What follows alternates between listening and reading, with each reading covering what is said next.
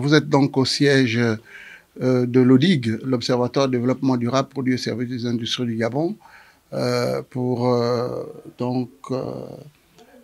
échanger avec les collègues du Haut Conseil des acteurs non étatiques du Gabon, qui est un réseau qui fait donc dans la gouvernance économique et qui accompagne l'État, mais aussi ceux donc du ROCEVAC, qui est le réseau pour l'économie verte, avec la partie gabonaise, et de l'ONG Croissance et Environnement. L'objectif de cette rencontre, c'est pour répondre à l'appel du Premier ministre, chef du gouvernement de la transition. Comme vous le savez, il y a eu donc une conférence de presse où il a esquissé les objectifs du CRTI, donc du Comité pour la transition et la restauration des institutions, et il a lancé aussi la demande donc de contributions pour le dialogue national. À ce niveau, il était important que les différents leaders s'engagent à cette vision et que nous voyions quels sont les éléments de langage que nous produirons. Comme vous le savez, nous avons un certain nombre de dossiers qui étaient déjà prêts, donc cela ne nous embête pas, tout au contraire. Et là, nous allons donc les examiner et voir quelles sont les propositions que nous mettrons en place. Mais nous pensons que ceci est important.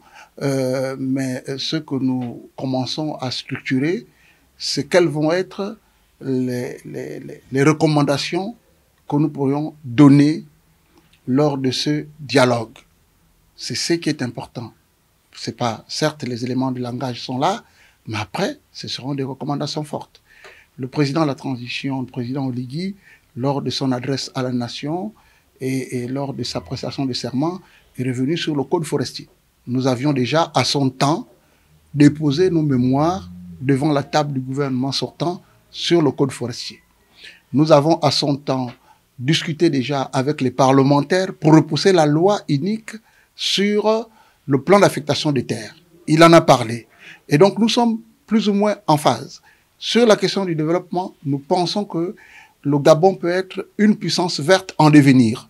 Comment cette puissance verte en devenir doit se faire? Nous avons déposé à son temps sur la table du gouvernement un certain nombre de documents qui n'étaient pas pris en compte. Et donc, pour nous, ce dialogue arrive à point nommé. Mais il y a toute la question aussi de la gouvernance, de la transparence financière, mais aussi la régulation de la société civile. Comme vous le savez, cette transition arrive à point nommé parce qu'elle doit permettre de faire le ménage à tous les niveaux. Au niveau des partis politiques qu'au niveau des associations. Je suivais une brillante interview du premier vice-président de l'Assemblée nationale qui s'étonnait des 111 partis et qu'il fallait faire le ménage. C'est valable pour la société civile. Nous ne sommes pas contre que les jeunes viennent, tout au contraire. Mais dans ce cas, il faut aussi avoir les mêmes équilibres, les mêmes efforts que nous faisons. Parce que la quantité tue la qualité. Et nous voyons que ce désordre s'est même répercuté sur la posture que certaines personnes prennent.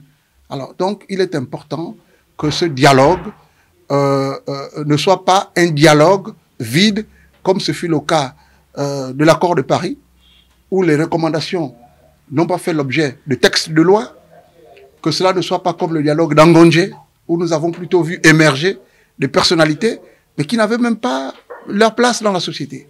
Donc c'est tout le sens que nous donnons aujourd'hui à ces travaux. J'ai envie de lancer un message. Lancer un message sous forme d'adage ou de proverbe. Je suis originaire du Olentem. Je suis de coutume Ntoumou.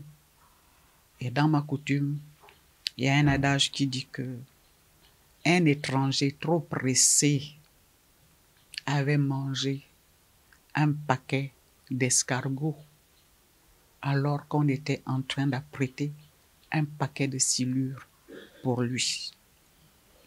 Qu'est-ce que je veux dire par là? Que la transition, le CTRI et son président, ne soyons pas pressés. ne soyons pas pressés. Il y a des voix qui s'élèvent ça et là, ne soyons pas pressés. Moi, je suis sûr qu'il est en train de nous préparer à prêter un paquet de silures. Mais on a tellement envie, tellement on s'agite qu'on risque de... D'accord, si on peut leur faire confiance. Et la confiance, bien sûr, que la concertation nationale qui va se tenir, elle est la bienvenue. Et le président de la transition, lui-même, quand il avait reçu certains membres de la société civile, la rencontre qu'il a eue avec certains membres de la société civile, il avait bien dit que cette concertation-là aura lieu. Parce qu'il n'a pas à décider. Parce que s'il prend des décisions, des mesures aujourd'hui, c'est nous qui allons aussi nous élever demain pour dire que c'est lui qui a pris les décisions. C'est pour ça cette concertation-là, cette consultation, c'est l'occasion pour nous. La consultation, elle est inclusive. C'est l'occasion pour nous de pouvoir nous exprimer.